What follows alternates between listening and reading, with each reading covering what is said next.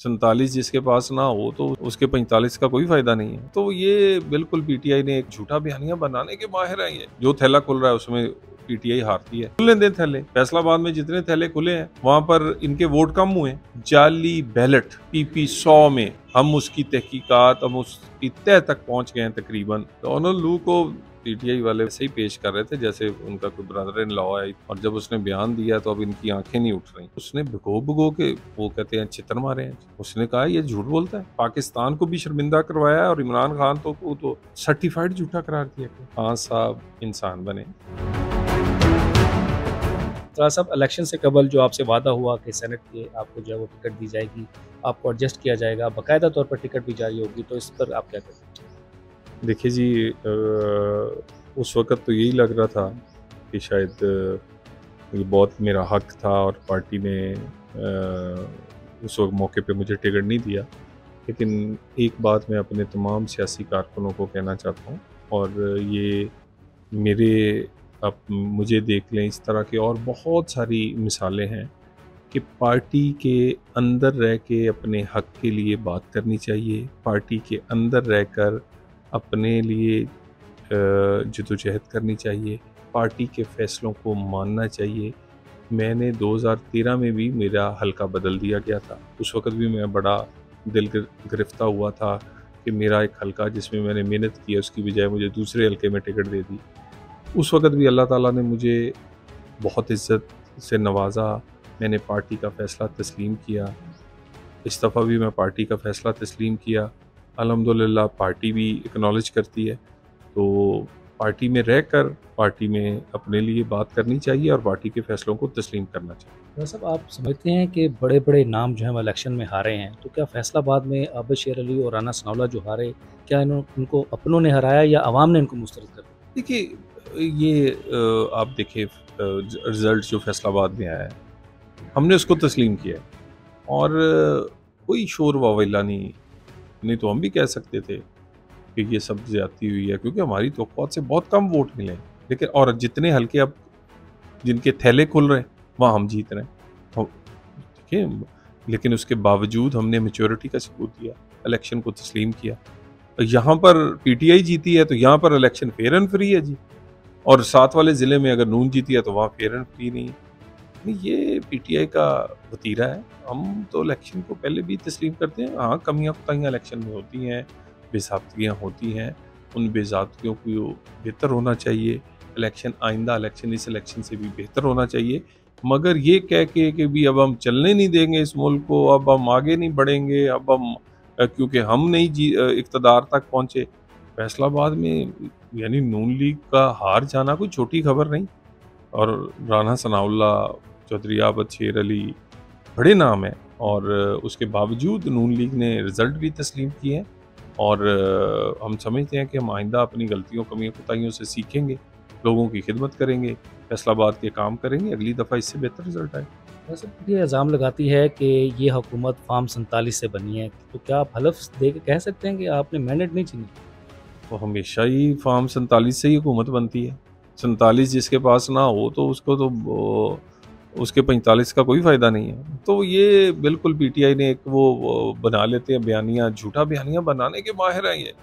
4 हल्के खोल दो, 4 हल्के खोल दो। उस वक़्त भी जब सुप्रीम कोर्ट में गए तो उन्होंने कहा कुछ भी नहीं है। बिल्कुल कोई धांधली नहीं हुई। इस दफ़ा भी जो हल्का खुल रहा है, जो थैला खुल रहा है उसमें पीटीआई हारती है, और जैसे ही थैले खुलने का ऑर्डर मिलता है ये स्टे लेने चले जाते हैं। स्टे क्यों लेते हैं? खुलने दें थैले। फैसलाबाद में जितने थैले खुले हैं वहां पर इनके वोट कम हुए। जाली बैलेट पीपी 100 में हम उसकी तहकीकात, हम उसकी तह तक पहुंच गए हैं। तकरीबन जाली बैलेट जिसका रंग भी फ़र्क था, जिसका कागज़ भी फ़र्क था, जिस पे मोहरें भी नहीं लगी हुई थी, वो पीटीआई के वोट बड़ी तादाद में पीपी 100 की रीकाउंटिंग में निकले हैं। और ये तो एफआईए का केस है, हम उसकी तहकीक कर रहे हैं। लाहौर की एक प्रेस से वो छपे हैं और वो पीटीआई के उम्मीदवारों ने वो इस्तेमाल किए। आप समझते हैं कि इमरान खान के बगैर मुल्क आगे बढ़ सकता है? मेरा ख्याल है कि बड़ी इसके बगैर सकता है, यानी साजिश, फितना, शोर, हंगामा, मैं नहीं मानता, इससे मुल्क आगे नहीं चल सकता। आप 2013 का रिजल्ट देख रहे, मैं नहीं मानता। 18 में जीत भी गए, फिर भी कहता था नहीं मुझे पूरा वोट नहीं मिला।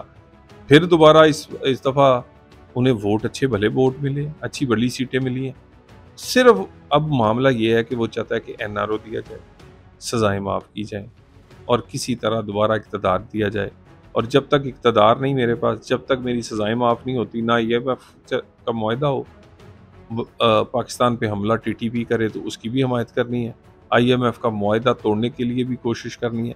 यानी हर वो काम करें कि पाकिस्तान में कोई एक अफरा तफरी हो जाए, पाकिस्तान में इस तरह के हालात हो जाएं कि मजबूर हो जाएं, ब्लैकमेल हो जाए पाकिस्तान के अदारे इसको इक़्तिदार में लाने के लिए। जो इतने कमज़ोर अदारे नहीं है, इतनी कमज़ोर हुकूमत नहीं है कि वो ब्लैकमेल हो या इस तरह की अफरा तफरी पैदा होने दे। शाह साहब, वज़ीर दाखिला के लिए मोहसिन नकवी ही क्यों? आपके पास भी तो बड़े नाम हैं मुस्लिम लीग नून में, तो उनको क्यों नहीं शामिल किया गया? देखिए, बिल्कुल हमारे पास बड़े नाम हैं, लेकिन अगर ऐसे लोग जो बेहतरीन कैरियर रखते हैं, फॉरेन ग्रेजुएट है नकवी साहब, जर्नलिज्म में उन्होंने नाम बनाया, दुनिया के बेहतरीन अदारों को रिप्रेजेंट करते रहे हैं वो एज ए करस्पॉन्डेंट।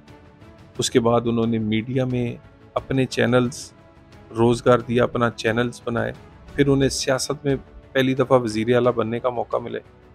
उनका बड़ा साफ सुथरा एक कैरियर है, ना एज ए जर्नलिस्ट कोई दाग है, ना एज ए पॉलिटिशियन या एज ए निगरान वज़ीर आला कोई काम करना में लोग माने हैं कि उन्हें आता है। और ऐसा आदमी तो मेरा ख्याल है कैबिनेट में होना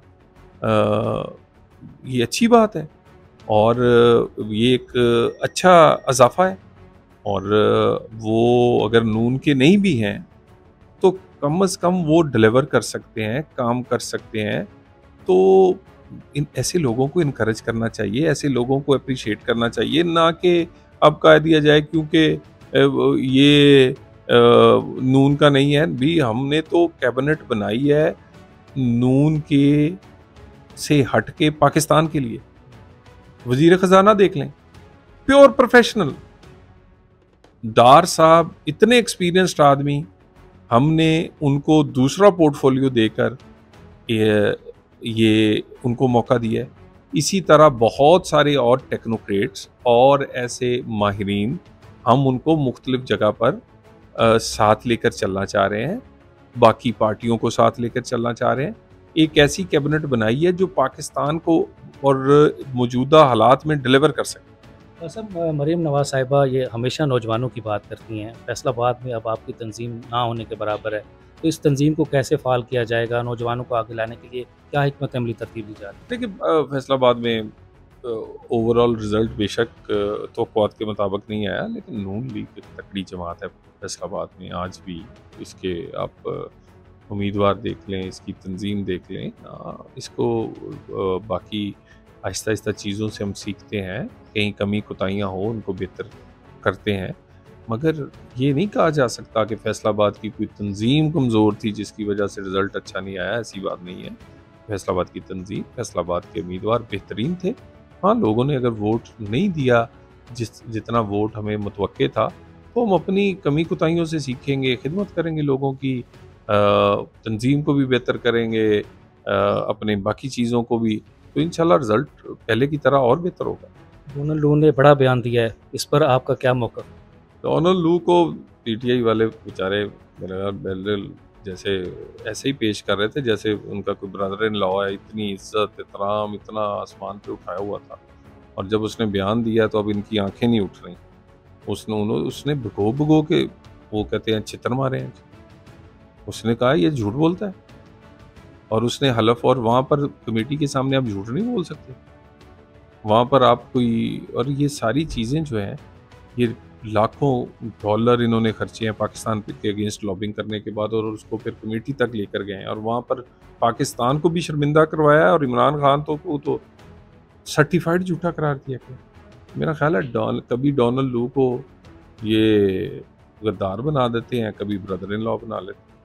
इमरान खान इतने कॉन्फिडेंस से कैसे कह सकते हैं कि 6 माह में हुकूमत ख़त्म हो जाएगी और वो खुद जेल से बाहर होंगे? बड़ा कुछ वो कहते रहे हैं, पिछले 2 साल से बहुत कुछ कहते रहे हैं, कभी भी कुछ नहीं हुआ, और ये अगले 5 साल भी कुछ नहीं होना। हाँ साहब, इंसान बने। खान साहब अपनी आपसी उस ये ब्लैकमेल करने की रियासत को जो उनकी पॉलिसी है उससे बाहर आएँ।